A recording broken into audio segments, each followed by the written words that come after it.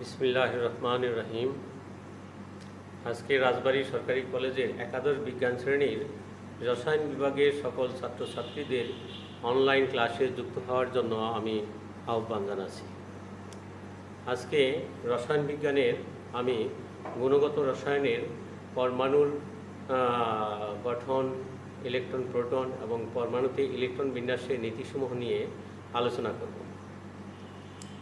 পরমাণু সম্পর্কিত তথ্য আমরা ক্লাস 10, 9 এও আমরা অধ্যয়ন করেছি। আজকে একাদশ শ্রেণীর রসায়ন বিজ্ঞানে পরমাণু সম্পর্কিত আরও ভালোভাবে আমরা জানব। তো পরমাণু গঠিত হয় ইলেকট্রন, প্রোটন ও নিউট্রন দ্বারা। ইলেকট্রন, প্রোটন ও নিউট্রন দ্বারা। তো এরা হলো পরমাণুর স্থায়ী কণিকা। এছাড়াও আরও কণিকা রয়েছে নিউট্রিনো, অ্যান্টিনিউট্রিনো, মেসন এবং অস্থায়ী কণিকার ভিতরে কম্পোজিট কণিকা নামে আরেকটি কণিকা রয়েছে। তাহলে ইলেকট্রন, প্রোটন, নিউট্রন। ইলেকট্রন এটা পরমাণুর নিউক্লিয়াসের বাহিরে প্রধান কক্ষপথ, বৃত্তাকার কক্ষপথে নিউক্লিয়াসের দিকে প্রতিনিয়ত আবর্তনশীল অবস্থায় থাকে। প্রতিনিয়ত আবর্তনশীল অবস্থায় বা ঘূর্ণনরত অবস্থায় থাকে। ইলেকট্রনগুলো নিউক্লিয়াসকে কেন্দ্র করে তরঙ্গাকারে নিউক্লিয়াসের চতুর্দিকে আবর্তন করতেছে। আর পরমাণুর নিউক্লিয়াসে আমাদের থাকে প্রোটন এবং নিউট্রন। ইলেকট্রনের সমপরিমাণ প্রোটন পরমাণুর নিউক্লিয়াসে বিদ্যমান। ইলেকট্রন ঋণাত্মক চার্জধর্মী। বিজ্ঞানী জে থমসন 1897 সালে এই ইলেকট্রন আবিষ্কার করেন। ইলেকট্রনের প্রতীক ইলেকট্রন ই। এটা ঋণাত্মক চার্জ। ইলেকট্রন ঋণাত্মক চার্জ, প্রতীক ই এবং এর ভর 9.11 × 10⁻28 গ্রাম। প্রোটন নিউক্লিয়াসে বিদ্যমান, এটা পজিটিভ চার্জ, এর প্রতীক পি। প্রোটন নিউক্লিয়াসে বিদ্যমান। এরপরে আসতেছে নিউট্রন। নিউট্রন চার্জ নিরপেক্ষ। নিউট্রন চার্জ নিরপেক্ষ। বিজ্ঞানী চ্যাডউইক, রাদারফোর্ড এরা নিউট্রন আবিষ্কার করেন। তে রাদারফোর্ডের আলফা কণা বিচ্ছুরণ পরীক্ষা দ্বারা পরমাণুর ধনাত্মক নিউক্লিয়াস সম্বন্ধে অস্তিত্ব প্রমাণিত হয়েছে। হিলিয়াম রশ্মির প্রবাহ দ্বারা পজিটিভ হিলিয়াম আলফা রশ্মি, মানে সেখানে হিলিয়াম নিউক্লিয়াসের একটা প্রবাহ পরমাণুর নিউক্লিয়াস বরাবর রশ্মি আপতিত দ্বারা সেটা বিকর্ষিত হয়ে পিছন দিকে ফিরে আসে এবং এই ধনাত্মক রশ্মি নিউক্লিয়াসের বহিরঞ্চল দিয়ে যেগুলা প্রবাহিত হয়েছে তারা ঋণাত্মক ইলেকট্রন কর্তৃক আকর্ষিত হইয়া নিউক্লিয়াসকে ভেদ করে একটা নিউক্লিয়াসের পিছনে একটা পর্দায় আপতিত হয়েছে। এতে বোঝা যায় যে পরমাণুর নিউক্লিয়াস ধনাত্মক আধানবাহী এবং নিউক্লিয়াসের ভরই হল পরমাণুর সামগ্রিক ভর। তাহলে এটা পরমাণুর কণিকা সম্বন্ধে সংক্ষিপ্ত কথা বলা হলো। এরপরে আসবে আমাদের রাদারফোর্ডের পরমাণু মডেল, বোর পরমাণু মডেল। তো এখন রাদারফোর্ডের পরমাণু মডেল এখানে পরমাণুর চার্জ, ইলেকট্রন, রাদারফোর্ডের পরমাণু মডেল সম্বন্ধে নিউটনের নিরপেক্ষতা এবং সোলার অ্যাটম মডেলের সাথে তুলনা করা হয়েছে। এগুলো আমরা পূর্বের ক্লাসেও পড়েছি। এরপরে আমি সংক্ষিপ্ত বলে যাচ্ছি। এরপরে আরেকটি পরমাণু মডেল আছে যেটা গুরুত্বপূর্ণ, বোর পরমাণু মডেল। প্ল্যাঙ্কের কোয়ান্টাম তত্ত্বের উপর প্রতিষ্ঠিত বোর পরমাণু মডেল। এখানে বোর পরমাণু মডেলের 3টা গুরুত্বপূর্ণ স্বীকার্য বর্ণিত হয়েছে। একটি হলো শক্তি স্তর সম্পর্কিত প্রস্তাব। বোর পরমাণু মডেলের প্রথম প্রস্তাবের ভিতরে প্রথম প্রস্তাবটাই হলো শক্তি স্তর। শক্তি স্তর সম্পর্কিত প্রস্তাব। 1 নম্বর প্রস্তাব হলো শক্তি স্তর।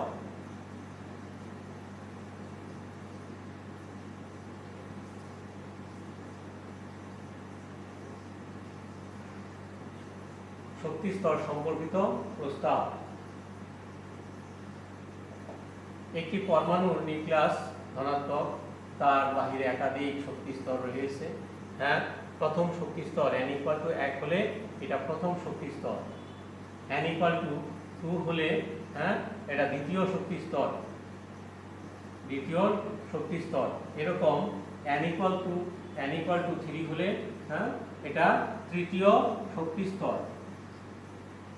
তাহলে তৃতীয় শক্তি স্তর n equal to 1 হলে প্রথম শক্তি স্তর, এটা নিউক্লিয়াসের কাছাকাছি শক্তি স্তর। এই শক্তি স্তর হলো নিম্নতর শক্তি স্তর, এটা নিউক্লিয়াসের কাছাকাছি থাকে এবং এটা ইলেকট্রন ধারণ ক্ষমতা খুব কম। এই শক্তি স্তরে একটা উপশক্তি স্তর বিদ্যমান, সেটা হলো S1s। এই শক্তি স্তরে মাত্র 2টা ইলেকট্রন ধারণ করিতে পারে। তাহলে নিউক্লিয়াসের কাছাকাছি যে শক্তি স্তরটা নিম্নতর শক্তি স্তর, এই শক্তি স্তরে ইলেকট্রন ধারণ ক্ষমতা 2টি এবং সেটা উপস্তর এসে ধারণ করবে। পরবর্তীতে n সমান 2 হলে এটা দ্বিতীয় শক্তি স্তর। এই শক্তি স্তরে 2টা উপশক্তি স্তর থাকবে, হ্যাঁ, যে একটা S আর একটা P। S অরবিটালে 2টি এবং P অরবিটালে 6টি, এই 8টি ইলেকট্রন দ্বিতীয় শক্তি স্তরে বিদ্যমান। তৃতীয় শক্তি স্তরে উপশক্তি স্তর হলো 3টি, S, P, D। তাহলে S এ 2টি, P তে 6টি এবং D তে 10টি, এই মোট 18টি ইলেকট্রন তৃতীয় শক্তি স্তরে ধারণ করবে এবং তৃতীয় শক্তি স্তরে উপশক্তি স্তর থাকবে S, P, D। তাহলে প্রথম শক্তি স্তরের চাইতে দ্বিতীয় শক্তি স্তর উচ্চতর, দ্বিতীয় শক্তি স্তরের চাইতে তৃতীয় শক্তি উচ্চতর, এরপর তৃতীয় শক্তির পরে চতুর্থ শক্তি স্তর। এখানে 4টা উপশক্তি স্তর থাকবে, যেটা S, P, D, F। এখানে মোট 32টি ইলেকট্রন ধারণ করিবে। তাহলে এইভাবে নিউক্লিয়াস থেকে যতই দূরে যাইতে থাকবে ততই শক্তি স্তর এবং নিউক্লিয়াসের ভিতরে দূরত্ব বাড়তে থাকবে। তাহলে এখানে ঋণাত্মক নিউক্লিয়াস এবং ঋণাত্মক ইলেকট্রন এবং ধনাত্মক নিউক্লিয়াসের মধ্যে দূরত্ব বাড়ার কারণে এই বহিস্থ স্তরের ইলেকট্রনের উপর নিউক্লিয়াসের আকর্ষণ বলটা কমে যাবে এবং নিউক্লিয়াস থেকে দূরত্ব যত নিম্নতর শক্তি স্তর, যেমন প্রথম শক্তি স্তরে একটি মাত্র উপশক্তি স্তর, এটা নিউক্লিয়াসের কাছাকাছি থাকে। এই ইলেকট্রনটা নিউক্লিয়াস সজোরে তার কেন্দ্রের দিকে টেনে ধরে রাখার কারণে প্রথম শক্তি স্তরের ইলেকট্রন সচরাচর রাসায়নিক বিক্রিয়ায় অংশগ্রহণ করে না। তাহলে আমরা দেখতে পাচ্ছি যে শক্তি স্তর সম্পর্কিত বোর পরমাণু মডেলের যে স্বীকার্যটা, সেটা বলা হয়েছে নিউক্লিয়াসের বাইরে বিভিন্ন বৃত্তাকার শক্তি স্তর রয়েছে। এগুলো হলো প্রধান শক্তি স্তর। প্রধান শক্তি স্তরের ভিতরে উপশক্তি স্তর আছে। প্রথম শক্তি স্তরে একটি উপশক্তি স্তর, দ্বিতীয়টায় 2টি উপশক্তি স্তর, তৃতীয়টায় 3টি উপশক্তি স্তর SPD এবং চতুর্থটায় SPD এর 4টি উপশক্তি স্তর বিদ্যমান। এইভাবে শক্তি স্তর সম্পর্কিত প্রস্তাব নিউক্লিয়াস থেকে যতই দূরে যেতে থাকবে শক্তি স্তরের উচ্চতর শক্তি স্তর থাকবে এবং সেই উচ্চতর শক্তি স্তরে ইলেকট্রন ধারণ ক্ষমতা বেশি থাকবে। এখন আসি আমরা কৌণিক ভরবেগ সম্পর্কিত প্রস্তাব। দ্বিতীয় যে স্বীকার্যটা বোর পরমাণু মডেলের দ্বিতীয় যে স্বীকার্যটা, সেটা হলো আমাদের কৌণিক ভরবেগ সম্পর্কিত প্রস্তাব। এই যে নিউক্লিয়াসের কেন্দ্র থেকে বিভিন্ন শক্তি স্তরের থেকে ইলেকট্রনগুলা চতুর্দিকে ঘূর্ণনরত অবস্থায় থাকে, তাহলে এই নিউক্লিয়াস থেকে এতটুকু দূরত্ব, এটা হলো ব্যাসার্ধ। আর একটা ইলেকট্রনের ভর আছে এবং ইলেকট্রনটা v বেগে ঘূর্ণনরত হইলে, তাহলে এখানে যে ইলেকট্রনটা এখান থেকে ঘুরে সোজাসুজি নিউক্লিয়াসের সেন্টার বরাবর আসলে এখানে একটা কোণের তৈরি হয়, 90 ডিগ্রি কোণ। এখানে একটা 90 ডিগ্রি কোণ হয়। তাহলে এই কৌণিক ভরবেগটাকে mvr = nh/2is পাই। এখানে mটা হলো ইলেকট্রনের ভর, mটা হলো ইলেকট্রনের ভর।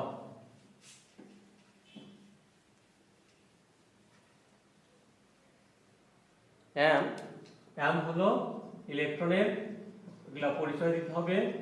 v হলো ইলেকট্রনের বেগ, আর হলো ব্যাসার্ধ,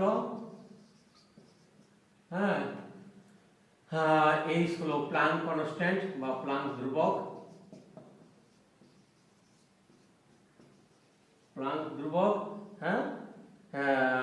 আর এখানে nh/2is পাই। এখানে যে আমাদের এই একটা ইলেকট্রন যখন এই পর্যন্ত 90 ডিগ্রি, যখন একটা আবর্তন এই পর্যন্ত চলে আসবে, এখানে একটা সরল কোণ হয়। একটি সরল কোণের মান হলো 180 ডিগ্রি। তাহলে একটা পূর্ণ আবর্তন অতিক্রম করলে এই ইলেকট্রনটা পূর্ণভাবে এইখান থেকে ঘূর্ণন শুরু করে আবার এই অঞ্চল পর্যন্ত চলে আসলে এদিকে একটি পাই অর্ধেক অংশ বৃত্তের, আবার নিচে অর্ধেক অংশ, এই হলো টুয়াইস পাই। তাহলে আমরা এই কৌণিক ভরবেগ সম্পর্কিত প্রস্তাবটা আসলে ইলেকট্রনের ঘূর্ণন থেকে প্রতিষ্ঠিত হয়েছে। ইলেকট্রনগুলা নিউক্লিয়াসের বাইরে থেকে তার কক্ষপথে, আপন কক্ষপথে এখানে ঘূর্ণনরত অবস্থায় থাকে, থাকার ফলে নিউক্লিয়াসের কেন্দ্র বরাবর এখানে একটা কোণ তৈরি হয়। সেইটা ইলেকট্রনের ভর, বেগ এবং এই নিউক্লিয়াসের এতটুকু ব্যাসার্ধ নিয়ে mv/2h/2 এই রিলেশনটা দেখানো হয়েছে। তাহলে আমাদের প্রথম শিক্ষাটা ছিল শক্তি স্তর সম্পর্কিত প্রস্তাব, আর দ্বিতীয়টা হলো আমাদের কৌণিক ভরবেগ সম্পর্কিত প্রস্তাব। নেক্সট আমরা চলে আসি শক্তির বিকিরণ সম্পর্কিত প্রস্তাব। তৃতীয় প্রস্তাবটা হলো শক্তির বিকিরণ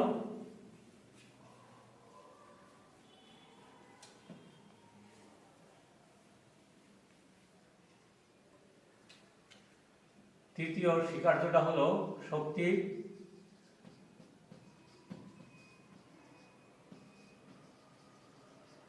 বিকিরণ সম্পর্কিত প্রস্তাব। এখানে বিকিরণ বলতে এখানে কি বোঝাইছে?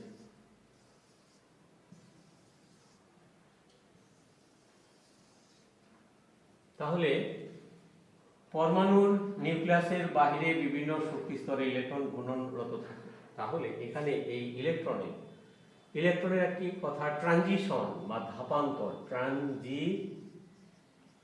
ট্রানজিশন বা ধাপান্তর একটা কথা আছে। সেটা হলো একটা পরমাণুর রাসায়নিক বিক্রিয়ায় যখন অংশগ্রহণ করে সেটা তাপীয় মাধ্যমে, আলোক মাধ্যমে পরমাণুর ভিতরে ইলেকট্রনগুলো এক্সাইটেড করা হয়, উত্তেজিত করা হয়। ইলেকট্রন তাপ শক্তি বা আলোক শক্তি গ্রহণ করে উত্তেজিত হয়ে নিম্ন শক্তি স্তর থেকে উচ্চ শক্তি স্তরে গমন করে।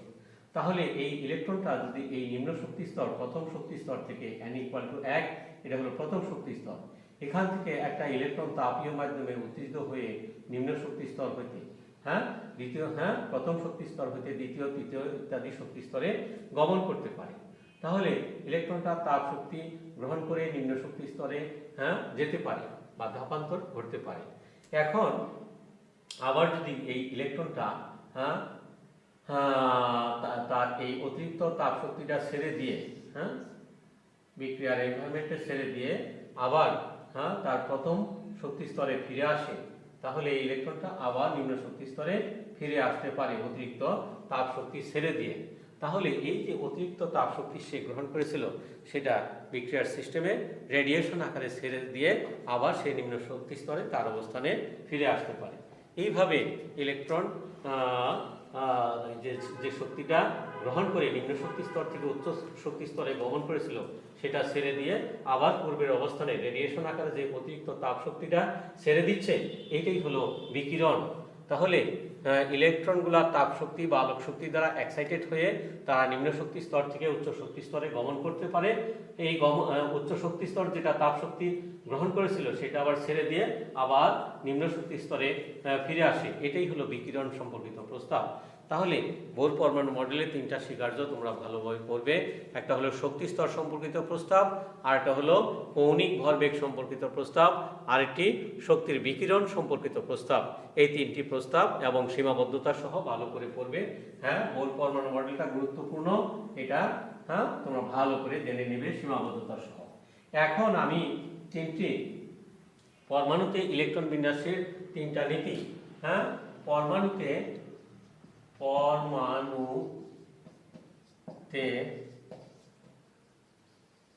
ইলেকট্রন বিন্যাসের নীতি, তিনটি নীতি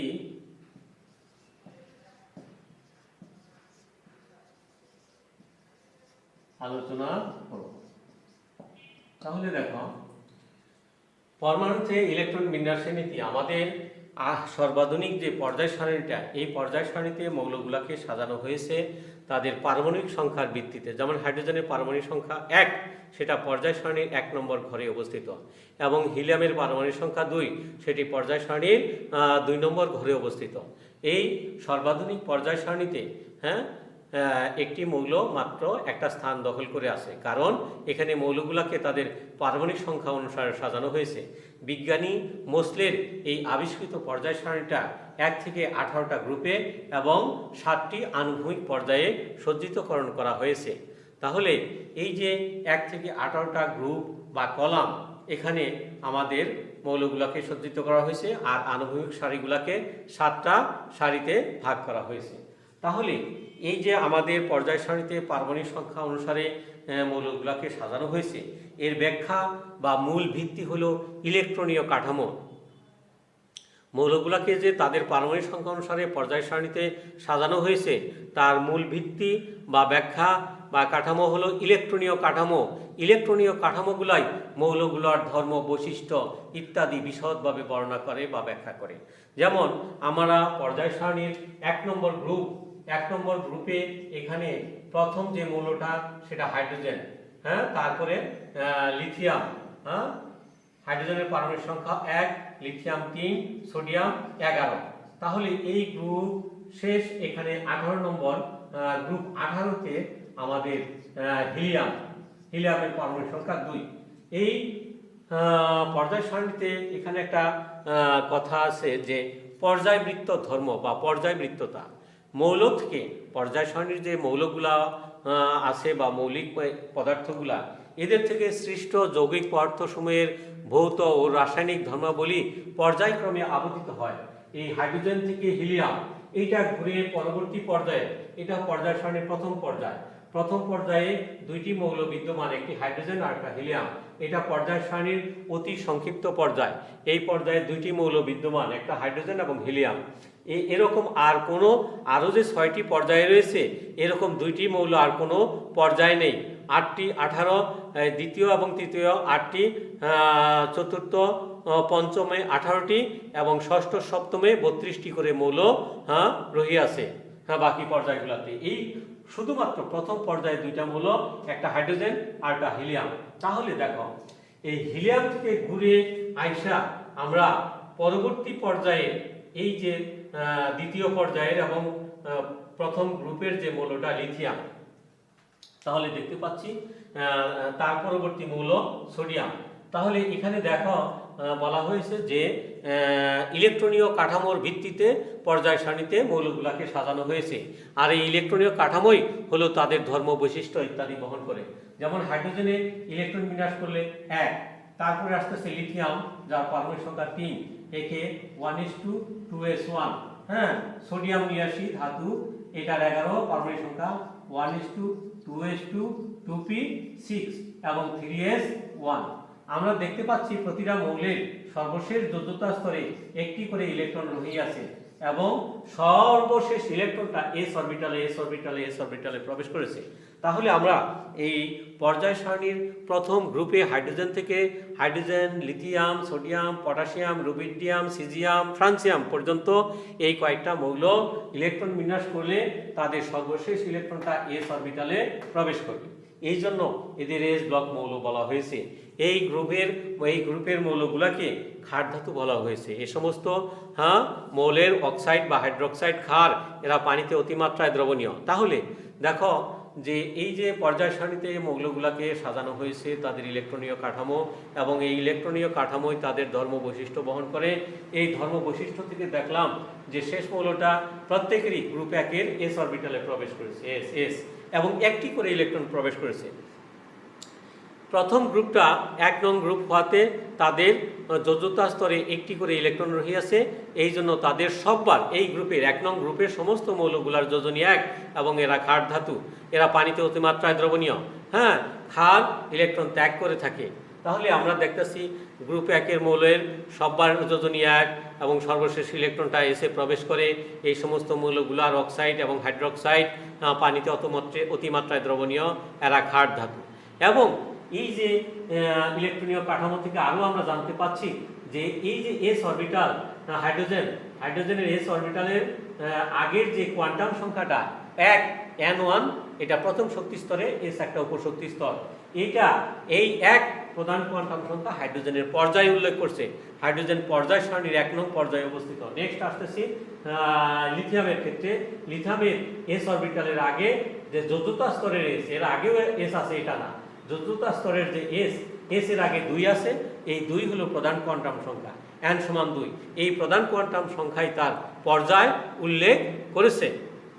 নেক্সট, এটা সোডিয়ামের ক্ষেত্রে যোজ্যতা স্তরের এস অরবিটালের আগে 3 রহিয়াছে, এটা তার প্রধান কোয়ান্টাম সংখ্যা। হ্যাঁ, সোডিয়াম পর্যায় সারণী 3 নং পর্যায়ে রহিয়াছে। তাহলে আমরা এই 3টা মৌলের ইলেকট্রন বিন্যাস থেকে তাদের পর্যায় সম্পর্কে জানতে পারলাম প্রধান কোয়ান্টাম দ্বারা, এবং শেষ এস অরবিটালে একটি করে ইলেকট্রন বিদ্যমান রহিয়াছে, এটা দ্বারা তাদের যোজনী সম্পর্কে জানতে পারলাম, এবং এরা এই গ্রুপ 1-এর মৌলগুলা একটি লাস্ট ইলেকট্রনটা এস অরবিটালে প্রবেশ করেছে, এবং এই সমস্ত মৌল hydrogen, lithium, sodium, potassium, rubidium, caesium, francium, এই সমস্ত ধাতুগুলার অক্সাইড বা হাইড্রোক্সাইড, এরা ক্ষার ধাতু, এরা পানিতে অতিমাত্রায় দ্রবণীয়, ক্ষারগুলা ইলেকট্রন ত্যাগ করে থাকে। হ্যাঁ, তাহলে ধাতুগুলা নরম, ইলেকট্রোপজিটিভ। হ্যাঁ, এরা কতগুলা বৈশিষ্ট্য এখান থেকে আমরা দেখতে পাচ্ছি, তাদের কোয়ান্টাম সংখ্যা, পর্যায় সংখ্যা, গ্রুপ সংখ্যা, ক্ষারীয় ধর্ম এবং অরবিটাল সম্বন্ধে জানতে পারলাম। তাহলে এই ইলেকট্রন বিন্যাসের যে মূল ভিত্তি পর্যায় সারণীতে বলা হয়েছে যে পারমাণবিক সংখ্যার ভিত্তির হলো মূল ভিত্তি, যেটা ইলেকট্রনিক কনফিগারেশন বা ইলেকট্রনীয় কাঠামো। ইলেকট্রনীয় কাঠামোই তাদের ধর্ম বৈশিষ্ট্য বহন করে, সেটা আমরা দেখতে পাচ্ছি। এখন আমি এটার আলোকে ইলেকট্রন বিন্যাস, যেহেতু পর্যায় সারণী আরও বিশদ আলোচনা আছে, বিশদ আলোচনা করব, কিন্তু তোমাদের শেখার জন্য আমি 3টা নীতি, এখানে সময় কম, আমি 3টা নীতি, ইলেকট্রন বিন্যাসের 3টা নীতিকে এখন বিবৃতি করব। এটা ধারাবাহিক আলোচনা পর্যায় সারণী সম্বন্ধে পরবর্তী ক্লাসে আরও চলবে, কিন্তু গুরুত্বপূর্ণ 3টা নীতি এখন বিবৃতি করব। এগুলা তোমরা ভালো করে বই দেখে স্টাডি করবে, শিখবে, কোনো সমস্যা হলে পরবর্তী ক্লাসে প্রশ্ন করবে। তাহলে এখন ইলেকট্রন বিন্যাসের 3টা নীতির ভিতরে প্রথম নীতিটা যেটা হলো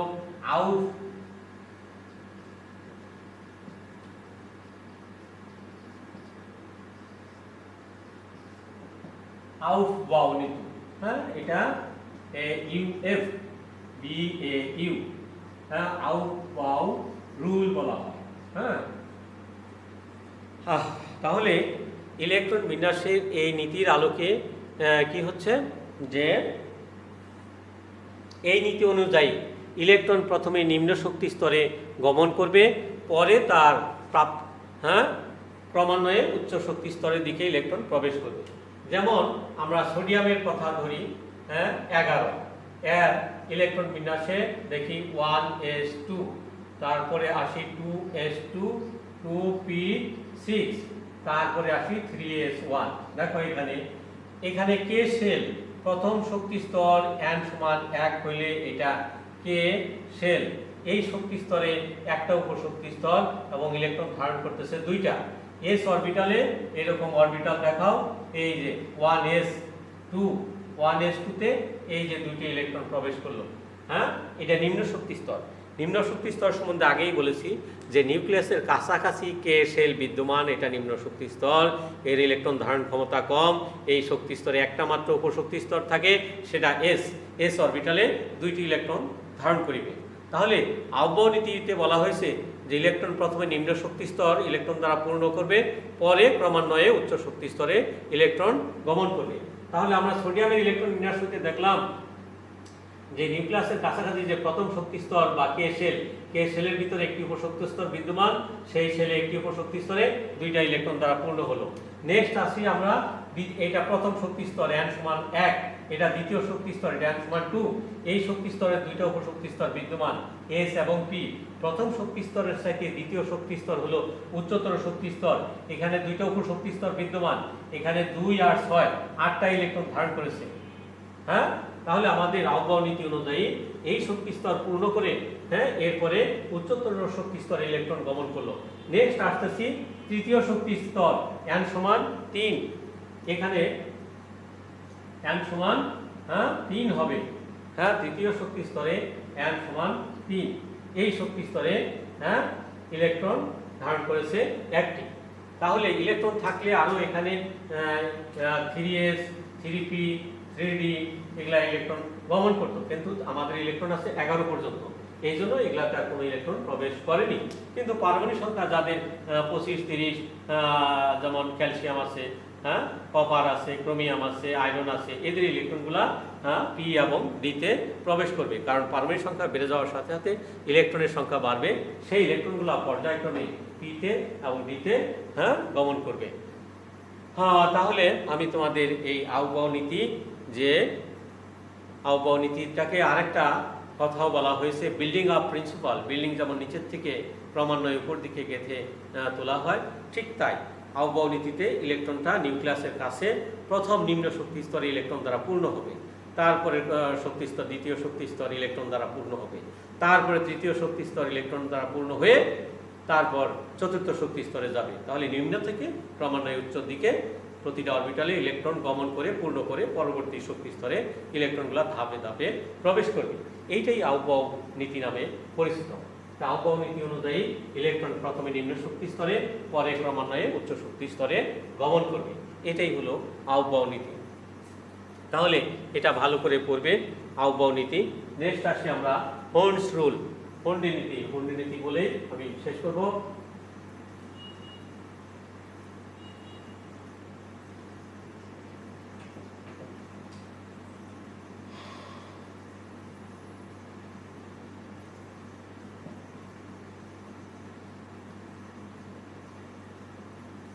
হুন্ডি নীতি, ইংরেজিতে এটাকে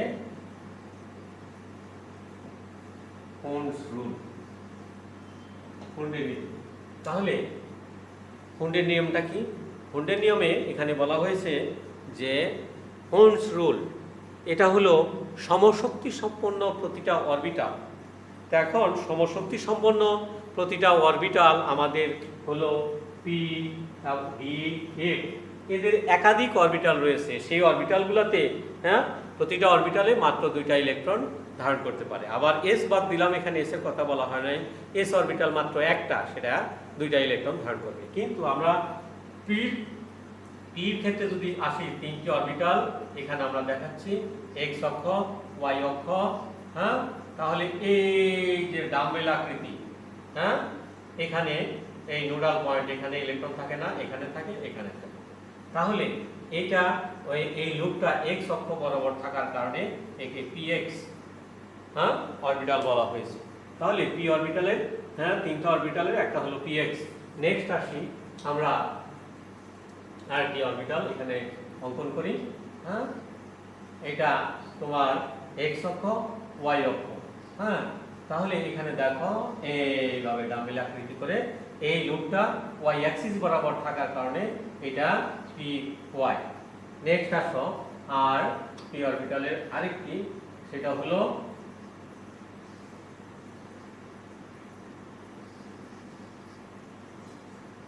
এক্স ওয়াই জেড। এই লুপটা জেড অক্ষ বরাবর থাকার কারণে এটা জেড অরবিটাল। তাহলে পি অরবিটাল 3টা, একটা পিএক্স, পিওয়াই, পিজেড। প্রতিটা অরবিটালে আমরা জানি একটি অরবিটালে সর্বোচ্চ 2টা ইলেকট্রন ধারণ করতে পারে। একটা অরবিটালে সর্বোচ্চ 2টা ইলেকট্রন ধারণ করলে পিতে 2টা, পি ওয়াই এর 2টা, পি জেড এর 3টা। তাহলে এই পিএক্স অরবিটালগুলোতে যদি একটা পরমাণুর ইলেকট্রন বিন্যাস দ্বারা আমি শেষ করছি, সেটা হলো যে নাইট্রোজেন পরমাণু সংখ্যা 7, এর যদি ইলেকট্রন বিন্যাস করি 1s2, এটা এস অরবিটালে একটা, তাতে 2টা ইলেকট্রন দ্বারা পূর্ণ হবে। নেক্সট আসি আমরা 2p3, 1s2,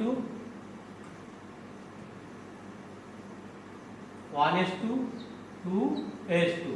এরপরে আমরা 7টা ইলেকট্রনের ভিতর 1s2, 2s2 তে 4টা চলে গেছে, বাকি আছে 3টা, 1s2, 2s2, 2p3, 4 3 7। আচ্ছা, তাহলে এই ইলেকট্রনগুলা পি অরবিটালকে এইভাবে দেখানো হয় যে এই px, py, pz 3টা অরবিটাল, এটা 2px, 2py, 2pz। সমশক্তি সম্পন্ন প্রতিটা অরবিটালে ইলেকট্রন প্রথমে একমুখী স্পিনে একটি করে প্রবেশ করবে। আর ইকুয়াল ডিস্ট্রিবিউশন, এটা স্থিতিশীল ইলেকট্রন বিন্যাস। আরও যদি ইলেকট্রন থাকতো তাহলে আরেকটি করে ইলেকট্রন বিপরীতমুখী স্পিনে প্রবেশ করবে। এটাই হলো হুন্ডের রুল বা নিয়ম। শেষ হয়ে গেছে না? তাহলে হুন্ডের নিয়ম অনুসারে প্রথমে সমশক্তি সম্পন্ন প্রতিটা অরবিটালে ইলেকট্রন একমুখী স্পিনে একটা করে প্রবেশ করবে, তারপরে প্রাপ্যতা অনুসারে আরেকটা করে ইলেকট্রন বিপরীতমুখী স্পিনে প্রবেশ করবে। এখানে নাইট্রোজেনের ক্ষেত্রে সর্বশেষ তিনটি ইলেকট্রন 2p1x, 2p1y, 2p1z এ প্রবেশ করেছে।